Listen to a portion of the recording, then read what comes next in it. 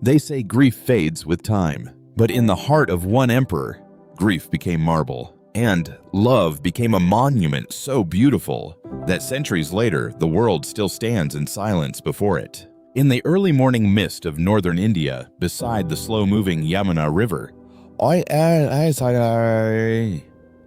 a white palace glows beneath the rising sun. The Taj Mahal. Millions call it one of the greatest wonders ever built, but few truly understand why it exists. Because this was never meant to be a symbol for tourists. It was never built for kings, or power, or glory. It was built by a broken man, for the woman he could not live without.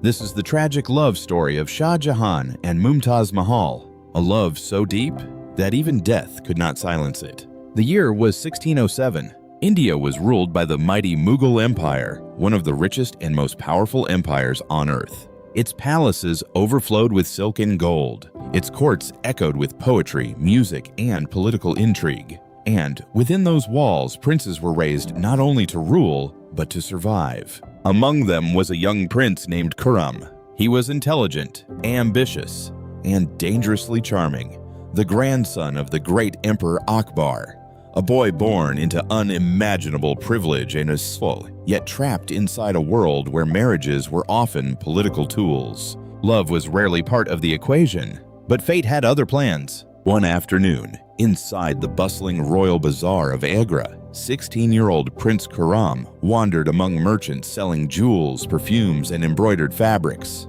Then he saw her, Arjumand Banu Begum, just 15 years old, the daughter of a noble Persian family. She stood beside a stall of crystal and gemstones, her face partially veiled, sunlight dancing across her eyes. And in that single moment, the prince stopped breathing.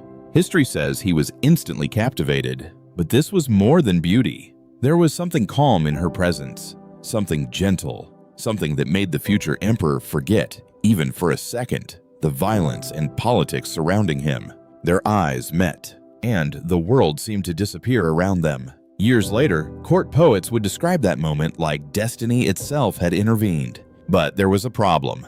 In the Mughal Empire, princes did not simply marry for love. Khurram's life belonged to the throne. Every relationship was calculated, every union strategic. Still, he could not let her go.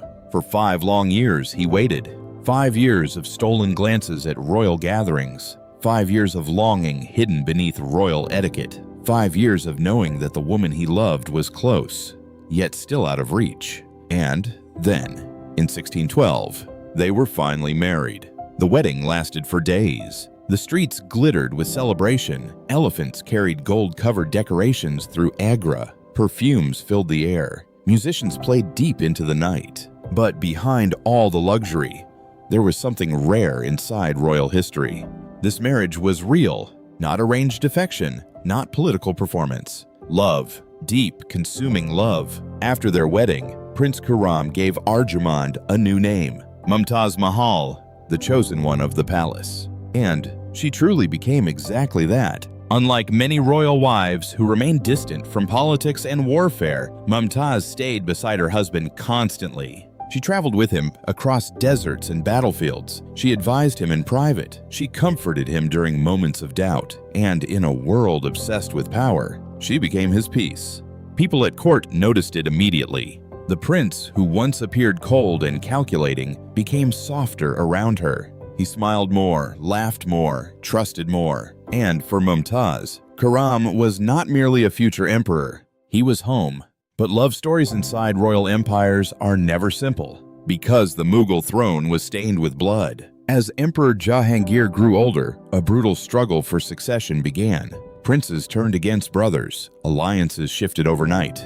Betrayal lived inside every corridor of the palace. And Khurram knew one terrible truth. If he lost, he would likely be executed. There were moments when he fled with Mumtaz across dangerous lands, pursued by enemies and uncertainty. Imagine it! An imperial couple once surrounded by luxury, now traveling through dust storms and military camps, never knowing who could betray them next. And still, she stayed. Not once did Mumtaz abandon him. Even during pregnancy, even during war, she remained at his side through everything. That loyalty changed him forever. Years passed. Children were born one after another, daughters, sons, a growing royal family surrounded by immense wealth and expectation.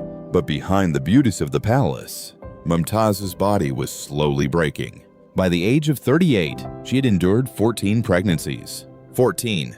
In another life, perhaps she might have rested. Perhaps she might have lived quietly. But queens inside empires rarely belong to themselves. Then came the year 1628. Khurram finally ascended the throne. He became Emperor Shah Jahan, king of the world. And beside him stood Mumtaz Mahal, now Empress of the Mughal Empire. It should have been the beginning of their happiest chapter. Instead, it became the beginning of the end. In 1631, rebellion erupted in the Deccan region of India. Shah Jahan prepared for another military campaign. And as always, Mumtaz went with him, even though she was heavily pregnant. The royal camp stretched endlessly across the hot landscape. Soldiers marched beneath burning skies. The emperor planned military strategy by torchlight. And inside a nearby tent, Mumtaz went into labor. The childbirth was difficult, painful. Hours turned into agony.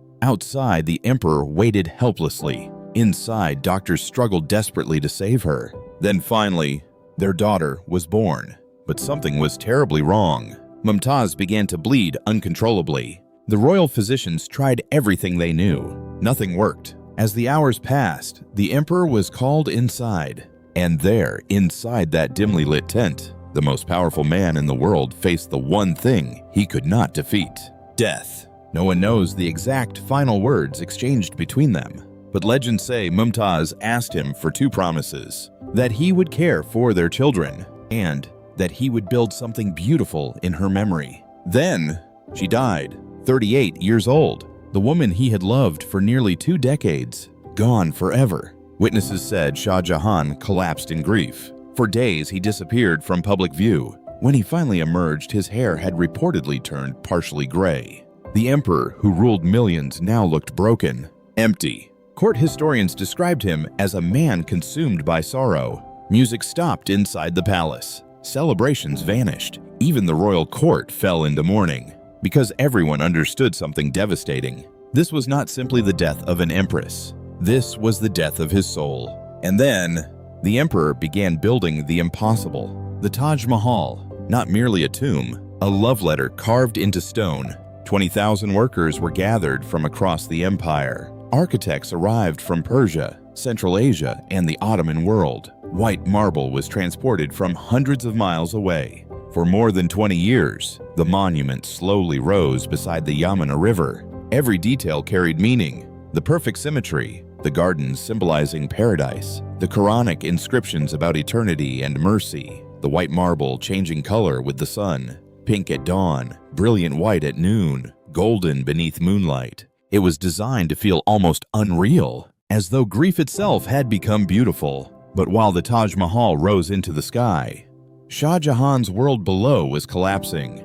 His children began fighting for power, and history repeated its cruelty. Among his sons was Aurangzeb, brilliant, ruthless, and ambitious. Eventually, he overthrew his own father. The emperor who built the greatest monument of love on earth was imprisoned by his own son. For 8 long years, Shah Jahan remained confined inside Agra Fort, old, ill, alone, except for one thing. From the window of his prison chamber, he could still see the Taj Mahal in the distance, the resting place of Mumtaz. Imagine those final years, a once powerful emperor staring endlessly across the river at the tomb of the woman he lost, watching sunlight touch the marble each morning, watching moonlight cover it every night, as if his entire life had narrowed into one painful memory. Some nights, perhaps he remembered their first meeting in the bazaar, her laughter inside palace gardens, the sound of her voice during long journeys across the empire. And perhaps he asked himself the same question countless grieving hearts ask: what is power without the person you love? In 1666, Shah Jahan died at the age of 74. And finally, after years of separation, politics, war, and grief, he was buried beside Mumtaz Mahal inside the Taj Mahal, together again, even in death. Today, millions walk through those marble halls. Couples take photographs. Tourists stare upward in awe, guides recite dates and architectural facts. But beneath all the beauty lies something far more human. A man loved a woman so deeply that losing her shattered him, and out of that heartbreak, he created immortality. Because the Taj Mahal is not really about architecture. It is about absence. It is about the unbearable silence left behind when someone you love disappears from your world. That is why people still feel emotional standing before it centuries later. Not because it is perfect, but because grief is universal, love is universal. And somewhere inside those white marble walls, people recognize pieces of their own hearts. History remembers emperors for wars, for conquests, for wealth. Yet Shah Jahan is remembered for something else entirely. Love. Not the easy kind, not the temporary kind, but the kind that survives death,